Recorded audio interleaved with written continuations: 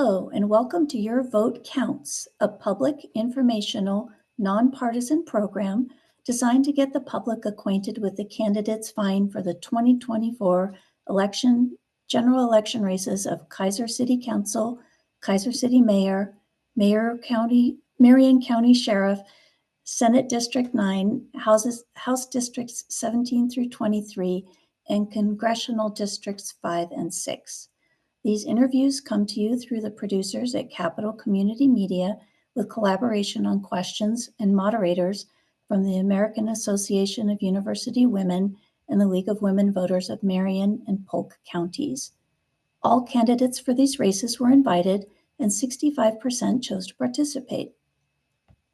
Candidates did not receive the questions prepared by the League of Women Voters ahead of time. Candidates were invited to prepare a 2-minute opening addressing their background and qualifications for the office and 2-minute closing remarks. I'm Rebecca Coleman-Lurbach from the League of Women Voters of Marion and Polk counties, and I would like to introduce Cathy Clark, who's running for Keizer City Mayor. Candidate Clark, welcome, and we look forward to your opening remarks. Thank you, and thank you so much for having me on this program. It is truly an honor to address you and the viewers about my work as the Keizer Mayor for the last 10 years and my candidacy to run for another 2-year term. Working with all the Keizer residents and businesses to build a city we can be proud of, provide a safe community, and create a vibrant future. This has been my mission statement since I first ran for office, and it still holds true today. Keizer is a very vibrant community. We're a close-knit community that is also working to become more inclusive and to be a very strong participant in the Mid-Willamette Valley, both in culture and community and in business. So what is the compass by which I stay on course? Recently, I was asked by a student what our most important policy is, and I said without hesitation, all people shall be treated with dignity and respect. That's the foundation of community, and is something that I've embraced in how we have addressed the issues that we face together, the challenges we face, especially over the last few years, and our planning for the future. We are a caring, practical community, and we put that into action with our pride, spirit, and volunteerism motto, which is actually our way of life. Being the front line of government, you need people who you can talk to, that you feel heard with, really heard. We are neighbors helping neighbors to figure out how to do community together. We solve problems, how to share our space, provide resources like roads, parks, sewer, and public safety, and we look out for the present and the future. Keizer has established ourselves as a reliable friend for other cities during disasters, a steady presence in time of distress, and a practical example other cities choose to follow. It would be my honor to continue to serve as mayor. Thank you. Thank you very much. Now I'm going to ask you a series of questions. The first is, what is your number one priority if elected as mayor?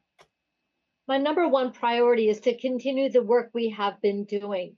Over the last 10 years, Keizer, which was only created in 1982, has really needed to update our processes. Some of the stuff that isn't terribly exciting on the front pages of paper, but makes a real big difference on how we function as a city.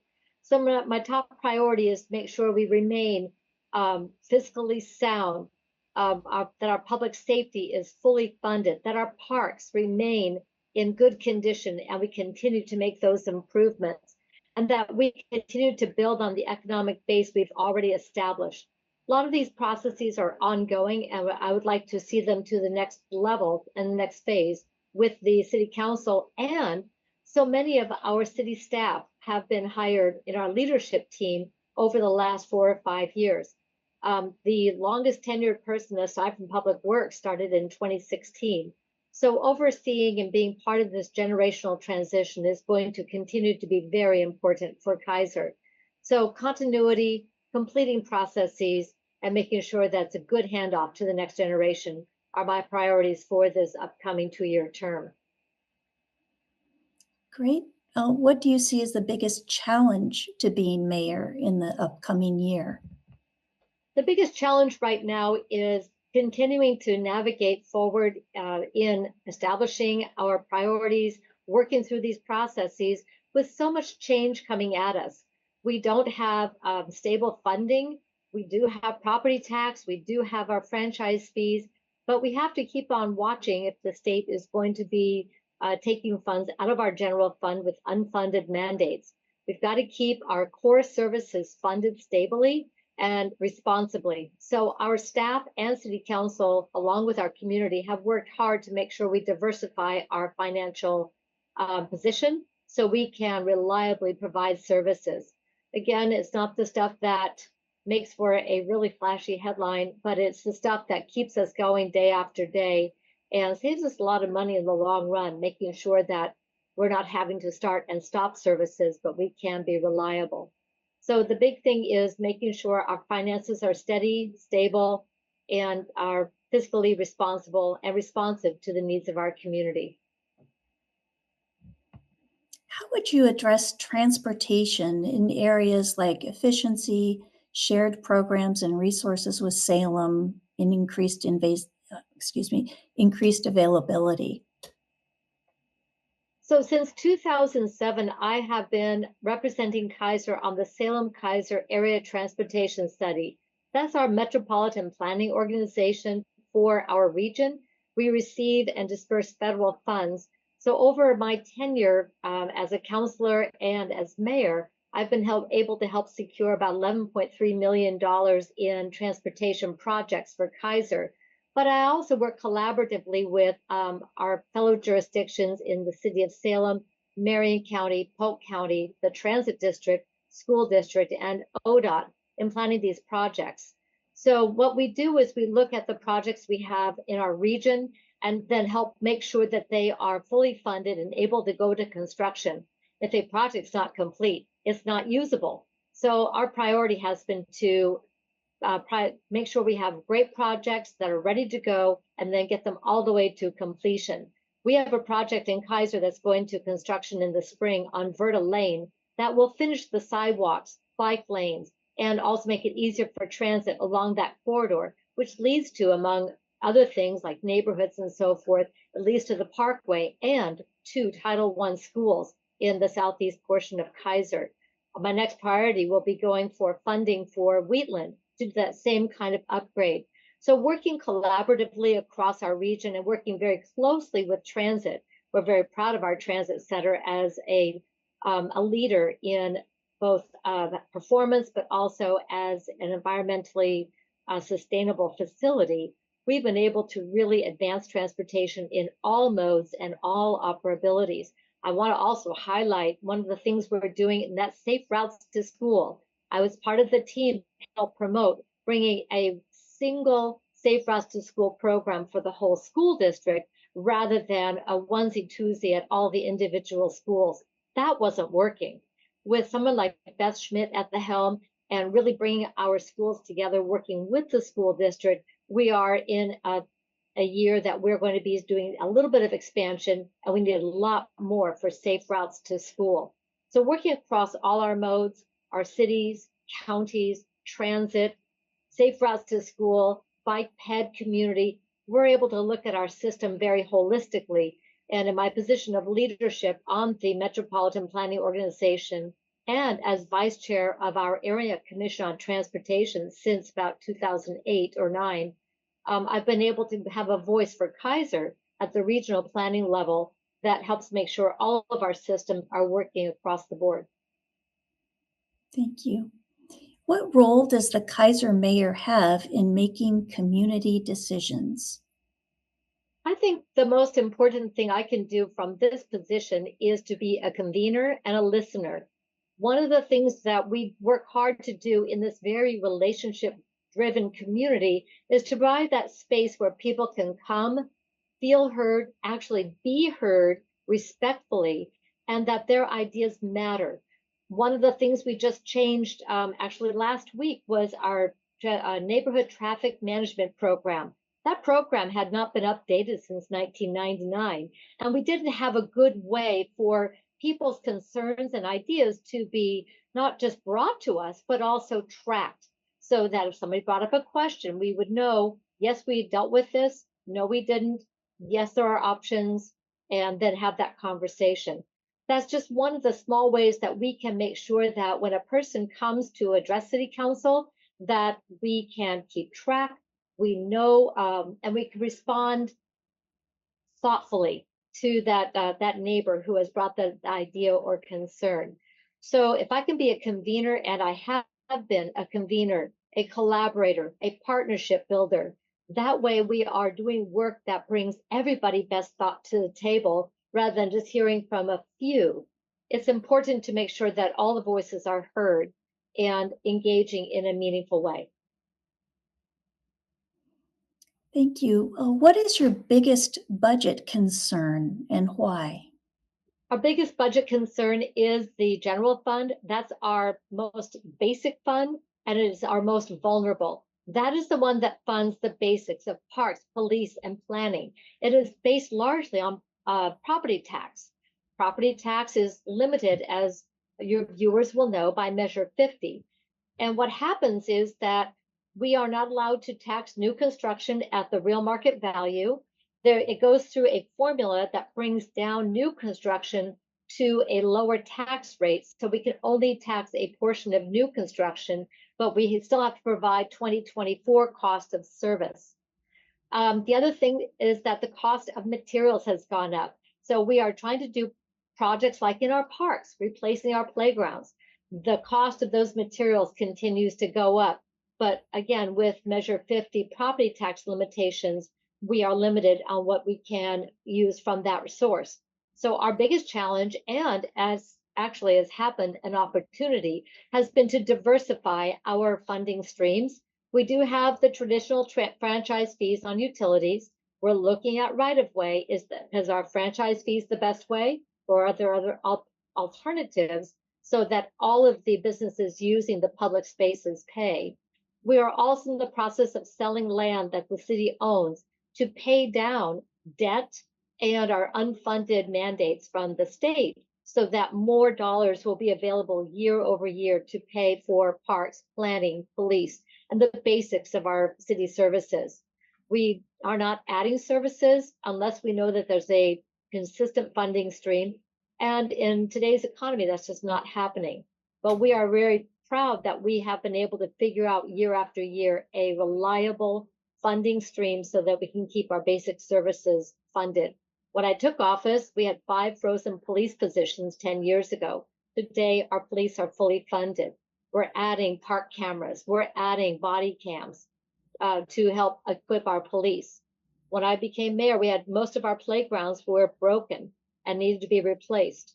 We're replacing the last one this coming year, and then we'll be able to go into maintenance and replacement mode for all of our playgrounds to be a safe place for our children. There's a lot of things that are challenges, but we are being very responsive to the community and how those dollars are spent. How would you plan to address communication in Keizer's diverse population? We have established the Community Diversity Engagement Committee, and that has been the charge of that committee since we began work at the end of 2021, recognizing that we needed to bring diverse voices to the table in a collaborative and meaningful way and be where people are at. We just had a work session last night talking about how this work is going to continue to evolve. We want to make sure that we are creating a space where people feel as comfortable as possible and welcome, that they are heard, really heard respectfully, and that we can also use the other means in the community to be in places where people are, to engage where people are, so that we can bring even more voices to the table and prepare the next generation to take the reins of leadership in our community. I am a boomer. We now have a majority Gen X on our council, and we're looking forward to continuing to diversify into the next generations for leadership, as well as that change that has happened on staff. So I'm looking forward to our Community Diversity Engagement Committee, and in collaboration with volunteer coordinating and the council, on helping diversify voices and bring more people and engage in our wonderful community. It's very exciting work, and we want everybody to have a chance to get involved. We have a few more seconds for one last question. If you could, what new committees or commissions would you create? I don't think there are any new ones right now. We do a review every 2 years to look at our committees and commissions. Are they still relevant? Are their mission statements still relevant? Do we need to make changes? And we made some changes last year. So the committees and commissions we currently have in place are meeting those needs. One thing we'll be engaging in shortly is a sister city task force or organization, but that's really outside of what we are doing. Great, thank you. You are now welcome to give your 2-minute closing remarks. All right, well, thank you so much, and I appreciate this opportunity. Again, Cathy Clark, I'm running for re-election as mayor. I've been serving as mayor since the beginning of 2015, and I served 2 terms as a city councilor prior to that. I'm a community volunteer, a mom, grandma.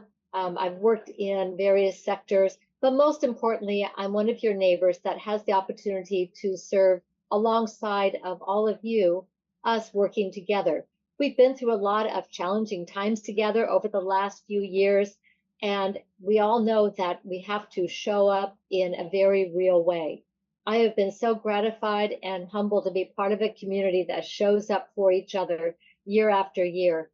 And I'm excited for Keizer's future. We have continued to build on our success with our parks, making sure that our parks, the 19 park system, are now a place where it's safe to go and play and have outdoor recreation. I've been part of the effort to make sure that our police and law enforcement are fully funded, have the equipment that they need. I've supported them in the efforts to make sure they maintain a presence with our students. Even with the end of the school resource officer program, Keizer has a school safety officer program, and that we bring everybody into the opportunities for economic development. We've changed zoning so it's easier for properties to continue to evolve and be producing the best for our community right here in the heart of Keizer, especially along River Road and Cherry. I think that Keizer as a community has helped lead the way on how we welcome people who are in need in our community. We have many transitional homes and similar services. People choose Keizer because they feel welcome, included, and part of a community. Keizer, pride, spirit, and volunteerism. It's our way of life, and I look forward to serving you as mayor. Thank you very much. Do you have a website or other way potential voters could find out more about you? I sure do. Visit my website at mayorcathyclark.com. I'm also on Facebook and on Instagram. My email is keizermayor6@gmail.com. Thank you, Candidate Clark, for our interview today and for sharing your thoughts. Thanks to Capital Community Media for their extensive technology and producer skills used to create this program. Thank you to the League of Women Voters of Marion and Polk counties for the design and preparation of the program. And thanks to you, the public, for watching in order to become an informed voter. For more local, state, and national voter information on candidates and ballot issues, visit vote411.org after September 30th when candidate data is posted. You have until October 15th to register to vote or to make changes to your registration. Ballots go out on October 16th and will be accepted and counted if postmarked before or on November 5th. Elections matter. Remember to vote because your vote counts.